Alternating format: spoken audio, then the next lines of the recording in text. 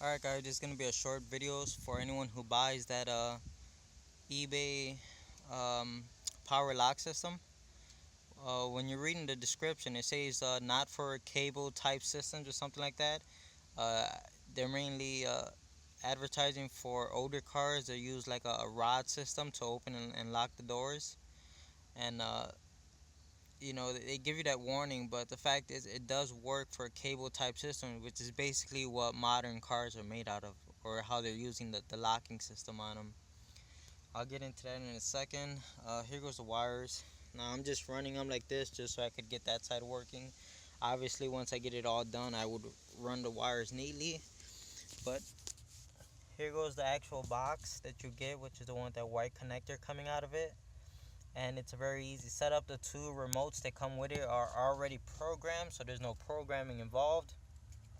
All you really have to do is get a ground, which I had a 10 millimeter that was going to the chassis here, and so that gave me my ground.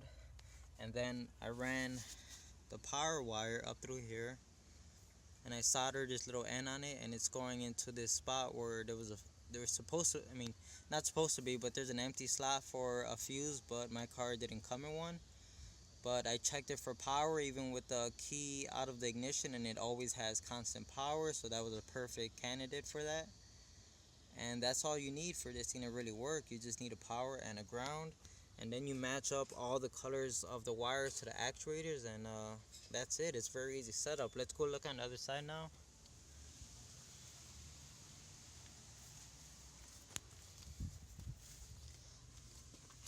Okay, so I'm in the middle of setting this side up just to prove that this is what they were talking about, cable type system. See, modern cars use this a sleeve over a wire. Okay, and then older cars had this type. It was just like a rod that opens and that locks and unlocks the door.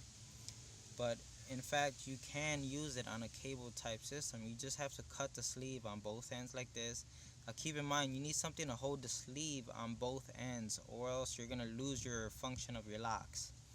So naturally, this sleeve is tied into this box right here, like with a little clamp or something. So this side, once you cut it, it automatically isn't gonna move. It's already locked in by this. And here they have some sort of a holder just to keep the cables, aligned, and so they don't bind or whatever, keep them from flapping around. So once I cut it, it actually would move back and forth in there when you try to, unlock or lock the door. Which, if this sleeve moves at all, you're not going to be able to use your lock function. So all I did was grab some JB Weld and put it in there, and now the sleeve is completely glued to this little white tab, and that's in there permanent, so it's not moving anywhere. Okay, so now you have this that isn't moving, and you have this side that isn't moving, and it lets the steel cable on the inside, this piece, move back and forth. And I already have it wired up, so let's check it out.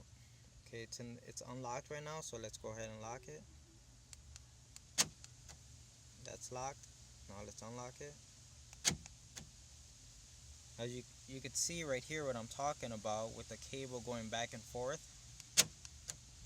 With these two ends of the sleeve staying stationary.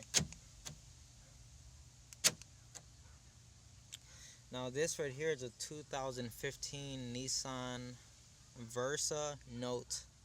It's the very, very base model. It's got manual transmission. It doesn't have any power locks or power windows, which is why I'm going ahead and doing this.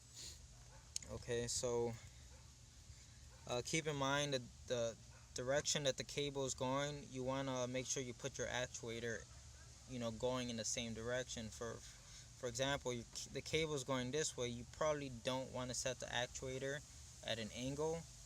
You can, as you can see, I have a marks right there of where I tried and it worked, but it just made this whole assembly move a little bit too much. I didn't like it, so I kind of relocated the actuator over here.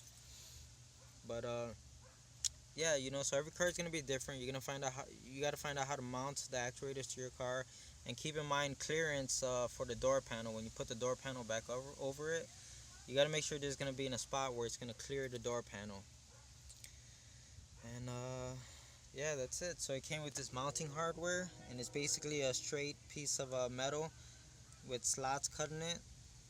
And all I did was bend this end upwards, so I had like an L-shaped bracket, and that's how I mounted it. In case you're wondering what this black stuff is, it's just like I forget what they call it, like dumb gum or something like that.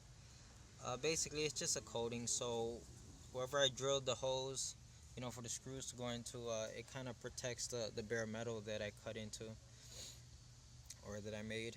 So that's it. And now that obviously I got everything working, it's time to run the wires neatly through the door and put everything back together. But yeah, this system that they sell on eBay, I haven't had a problem with it. I haven't been using it. I've been using the one on the driver door for a while now. I'm just barely getting around to doing the passenger doors, and eventually I'll get to the rear doors. But yeah, thanks for watching my video, and don't be afraid to try this if you want to get power locks on your car.